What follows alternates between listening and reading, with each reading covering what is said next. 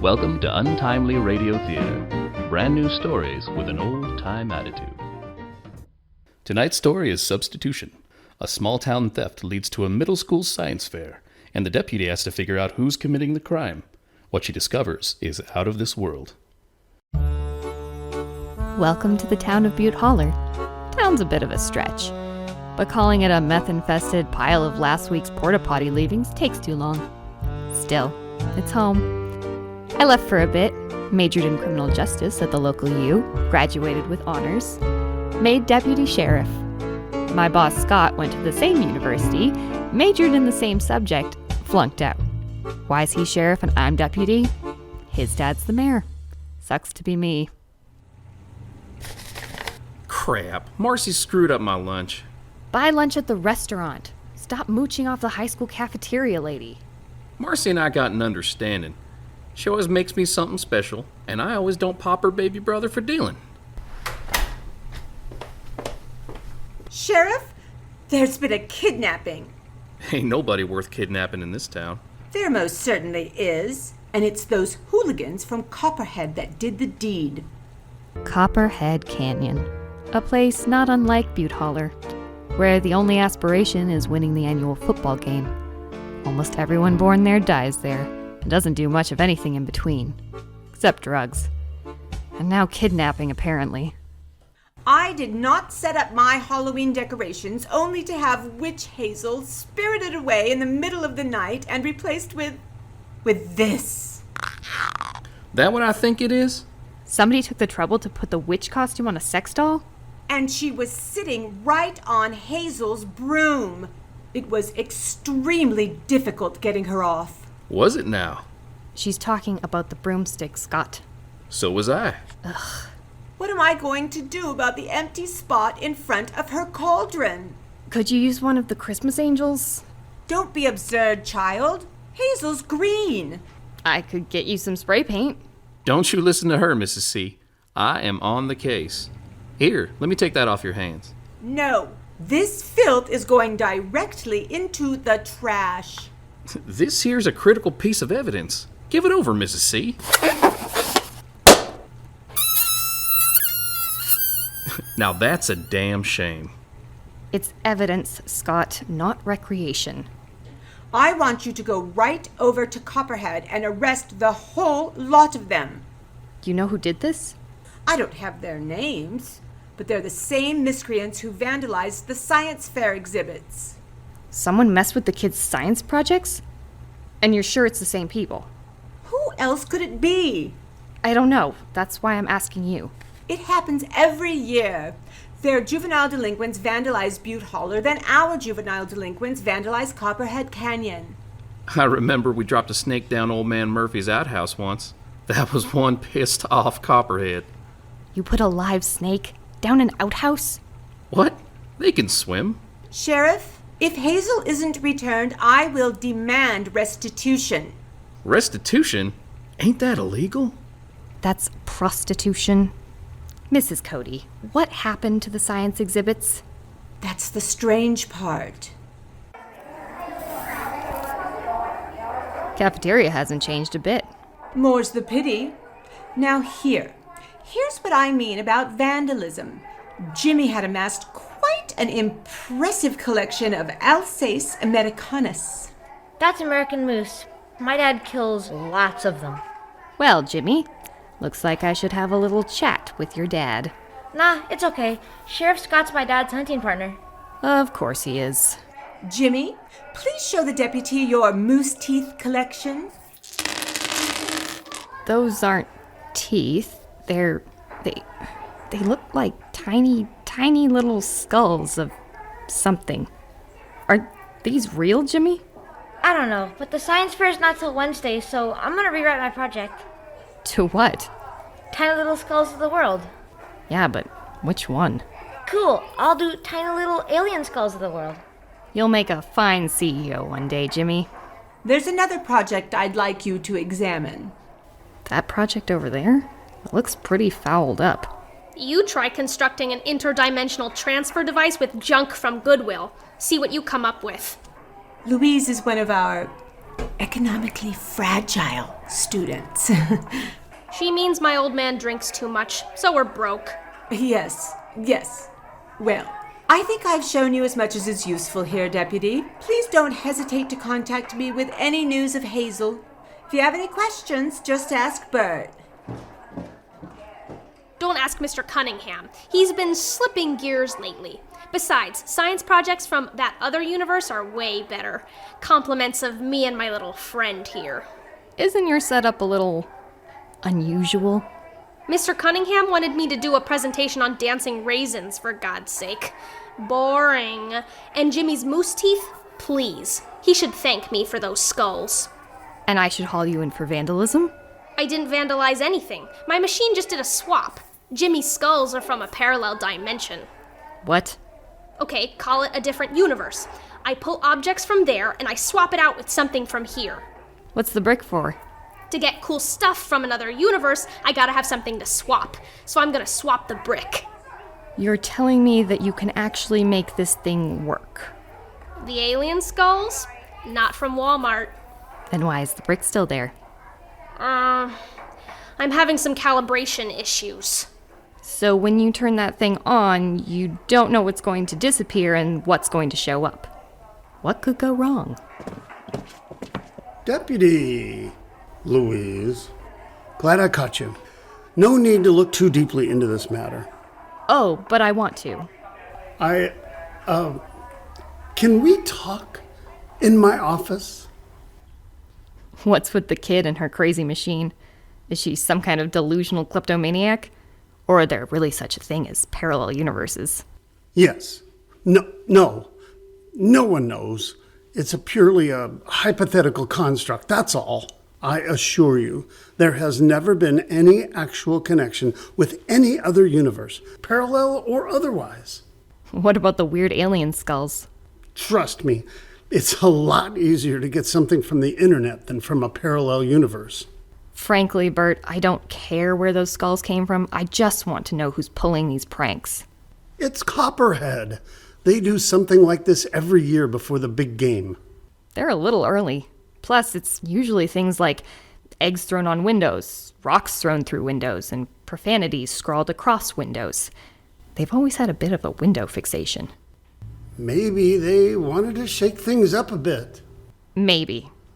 Okay, I'm just going to assume this was just a sample of Copperhead's yearly let's get drunk and trash stuff in Butte Holler party. But if anything else happens... You know Copperhead. They can't afford to get drunk more than once a semester. Things will quiet down now.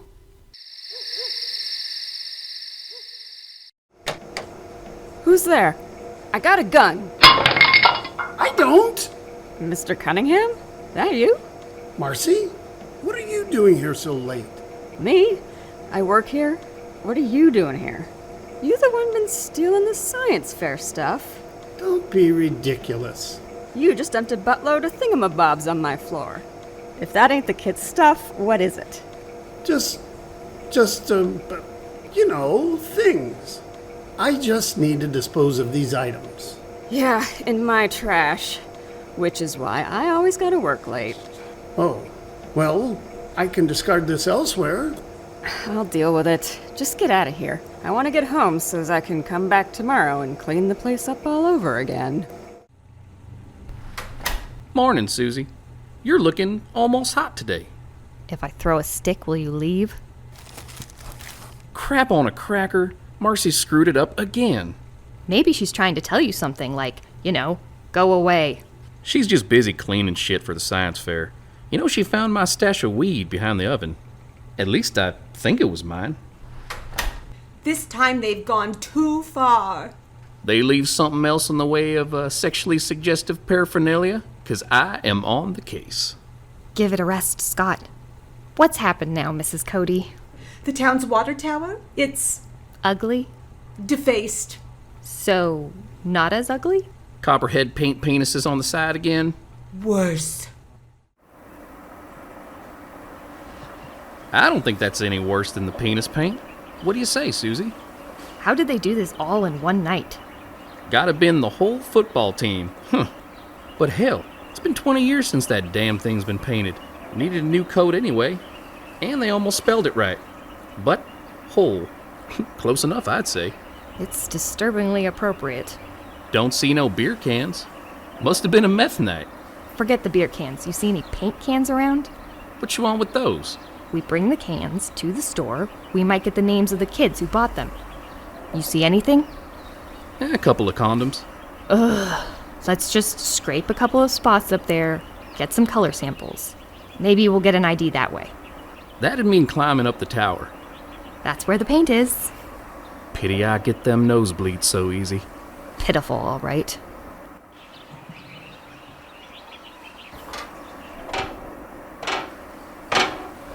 I didn't see a lot of scraping up there, Deputy. Yeah, well, no reason to scrape. I can't figure it out. Figure out what? You got the putty knife, you got a bag. Ain't that hard. New paint's easy to scrape off. That's just it. Looks like the water tower was painted 20 years ago. No wonder I'm the sheriff and you're the deputy. You need to scrape us off some of that there new paint, not the old shit. There isn't any. It's all old paint.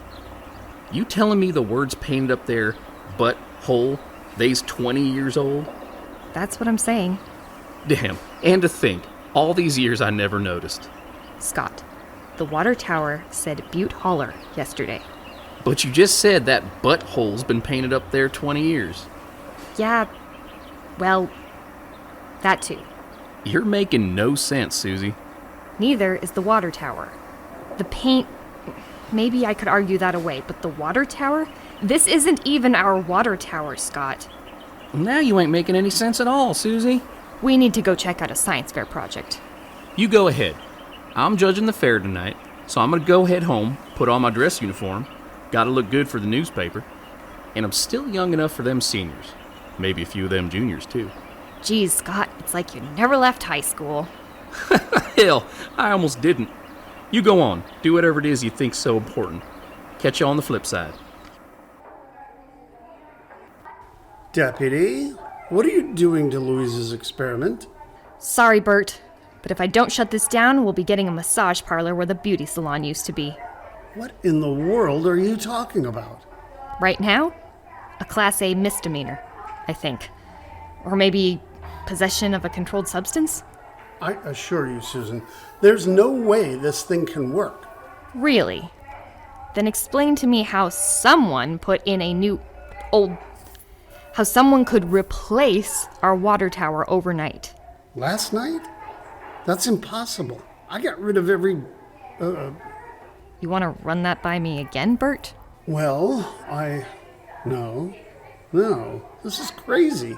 It couldn't have happened. It happened, and I'm beginning to think you can tell me why. There's really a new water tower? Not the adjective I'd use, but yeah, the water tower there now is different from the water tower that was there yesterday. The truth is, Louise got the idea from my experiment. She's an exceptionally talented student, but no one can rummage through a trash dump and come up with a device capable of such a thing. So it was you? No. I mean, all right, I suppose I may have had something to do with the previous situations, but when I realized I couldn't control it, I dismantled everything. So then how did we get a new water tower? You think it's possible... That Louise's device works? You have another suggestion? I suppose dismantling it is the prudent thing to do, but let me do it. I think some of this stuff came from the kitchen. This isn't the chronograph Louise started with. Maybe the old one broke. She did say she scrounged everything. Not this. This is like nothing I've ever... Look at it. How can a clock have 5 hands? I don't think it's a clock. That is way too weird. We need to have a little chat with Louise. I didn't steal it. It's trash. Okay, you didn't steal it, but there's no way it's trash. You're not in trouble, Louise. We just need to know where it came from. I told you, it's junk. I found it with some other junk. In the storeroom, back of the kitchen. You found a possibly priceless object in the kitchen storage area. With some other junk? The other junk was useless, so I left it there. Look for yourself. You stay right here, young lady. Well, look at that. The kid was telling the truth. So, what's the deal with this thing? I haven't the foggiest. It's about time that thing showed up. Marcy, what are you doing? Holding a gun, Bert. She's holding a gun. On us. Hey, Marcy. Care to enlighten us? Not really. Now hand that little doohickey over. Okay, here you go. What is it? I never asked the other Bert what he called it, but it got me out of that other universe. The Other Bert? Oh my god! I invented an interdimensional transfer device? I'm brilliant! The other me is brilliant. Well, he was brilliant. Now, he's kinda dead. Dead? He wasn't gonna give it to me because I asked nice. So you killed him, took the doohickey, and came to this universe? What made you want to come here? I didn't want to come here. I just needed to get away from there. Crud, if I'd known I was gonna be a cafeteria lady again, I would have kept moving. Don't let us stop you. And if possible, could you not shoot us before you go? Personally, I don't see why you'd bother. It's not like I can follow you and make an arrest. No, but you suck here as much as you did there. I didn't off you in the other universe, but better late than never. Can you at least tell me what happened to our Marcy? If the other Bert was right, she took my place. So I'd say she's doing about 15 to 20 right now. 15 to 20 what? Years. Oh, right. The Bert in my universe was a lot smarter than you. I like the other Marcy better. Yeah, and I didn't like the other Bert at all. Enough of this, I got things to do and places to go. I'm gonna use this till I get to a place with a decent job, maybe even some money in the bank. Now stand still, unless you want to die slow. Marcy, what'd you do with my stash? Watch out! Give it back! Bert, catch! Got it! Nice gun, Marcy. Mind if I keep it? Scott, you moron. Marcy, your attitude is matching your lunches. What do you got a gun on Marcy for, Susie? It's a long story, Scott, and it's quite difficult to explain. You don't have to explain nothing. All I need to know is that thing, whatever the hell it is important. And I'm sheriff, not Susie here, so you give it over to me. Hey! Scott, leave it. We don't even know how it works. Yeah, and if we leave it to you, we never will. Scott, pushing buttons at random is not the way to learn how to operate machinery. I thought you learned that in shop class. Marcy, no! Scott, look out! Huh? What happened? Where am I? In the kitchen. Why am I in the kitchen? I was in prison. I don't want to be in prison. Why was I arrested? Am I still arrested? I don't want to be arrested. Calm down, Marcy. Everything is okay. I don't have to go back to prison? I didn't do nothing, I swear. Don't worry, Marcy. You're not going back to prison. Well, unless you count the cafeteria. I tell you, Bert, that was a little too close for comfort. Susan? What? What is it? Woof? What do you mean, woof? Where's Scott? Nice bandana, doggy. It rather looks like Scott's favorite shirt. Don't you think, Susan? Yeah. Check his collar. That's interesting. His name is Scott. Scott? The dog? Scott the dog. It appears so. So, the Scott in the other universe is a dog? That appears to be the case. I suppose we'll have to get our Scott back. That might present a bit of a problem. I'm afraid the other Marcy was right. I can't fix this thing. It looks like we're stuck with Scott the dog. Somehow, the idea didn't bother me too much.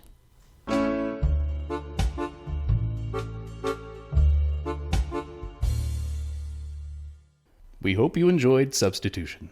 Please tune in next week for a night of comedy shorts from Untimely Radio. Tessa Oberlaurel as Susan, Kevin Oberlaurel as Scott, Amie Losi as Mrs. Cody, Samantha Borthwick as Louise, David Golbeck as Bert, Jayson Jones as Jimmy, Amelia Oberle as Marcy. Story by MD Oberle. Some special effects courtesy of QuickSound.